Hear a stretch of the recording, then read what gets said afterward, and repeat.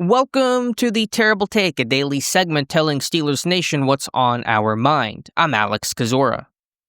What is a hold-in anyway? That's what I'm asking myself after the summers Cam Heyward and Chris Boswell have had. Two men looking for revised contracts so top-of-the-market play can be reflected in top-of-the-market pay.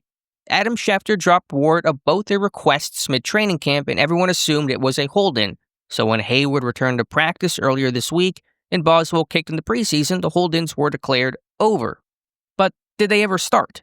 A kicker hold-in is kind of a funny thing to say knowing what their camps always look like. A lot of it is standing around and watching the world go by. If a tree falls in a forest, doesn't make a sound. If a kicker holds in, does anyone notice? Still, Boswell routinely dressed for practice and kicked before and during practice, never in a formal 11-on-11 period, though that only took place I think once during camp. But Boswell worked about as much as you'd expect a 34-year-old established kicker who does not need reps would.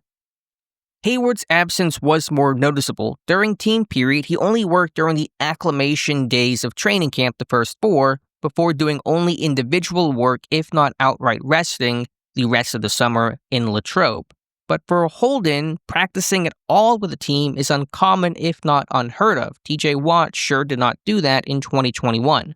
So, were these really hold-ins or just polite contract requests? There's a difference, and in this day and age, any contract situation gets automatically lumped straight into the hold-in bucket. Heyward and Boswell situations remain up in the air, unresolved in their eyes, but their summers were typical of the ones before them. Be sure to follow us at SteelersDepot.com and check out episodes of The Terrible Take every day at 5 p.m. Eastern Time. And check out the Terrible Podcast with myself and Dave Bryan every Monday, Wednesday, and Friday.